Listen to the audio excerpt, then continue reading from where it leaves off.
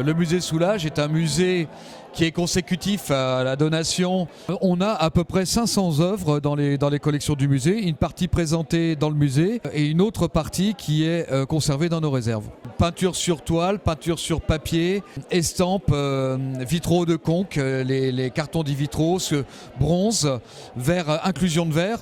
Et donc ce musée est très important pour la collectivité. On va y décrire en fait d'abord dans un premier temps un parcours monographique sur Pierre Soulages de 1946 à nos jours, avec une dominante quand même sur les œuvres de 1946 à 1970.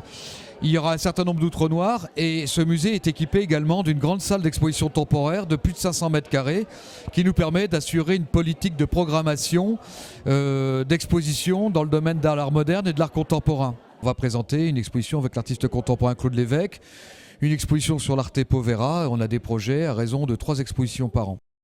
L'architecture est une architecture qui a été confiée aux architectes de RCR. C'est un cabinet catalan. Et cette architecture est résolument contemporaine avec une succession de grands cubes en acier Corten.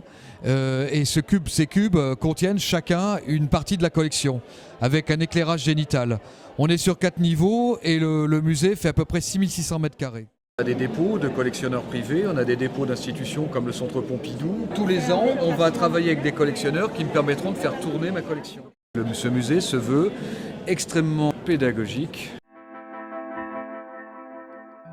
Ici, on a une huile sur toile qui est assez typique en fait de Pierre Soulages, où on va retrouver sa technique de l'arrachage, qu'on appelle aussi technique du raclage. Il a travaillé avec une racle de tanneur. Et dans un même mouvement, il va faire apparaître et disparaître la couleur. Alors celle-ci en particulier, elle est assez parlante, je trouve, un peu comme s'il y avait quelque chose de violent en fait.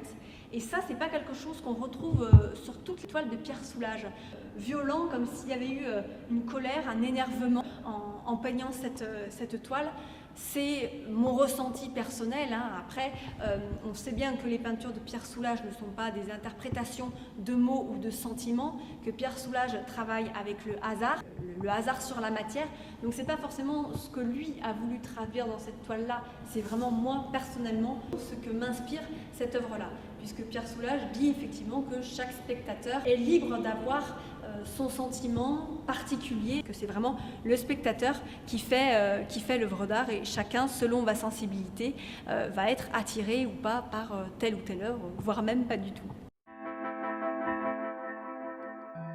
Avant 2004, c'est de l'huile, voire de l'huile mélangée avec de l'acrylique et du brun de noix. Et à partir de 2004, ce n'est que de l'acrylique parce que c'est une peinture qui sèche plus vite. Voilà. Mais il faut la travailler tout de suite.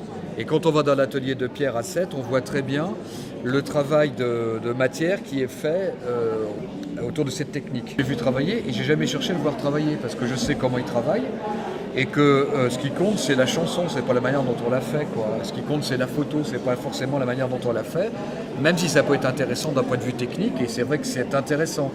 Quand Soulages prépare une toile, il sait exactement au fond où il veut aller.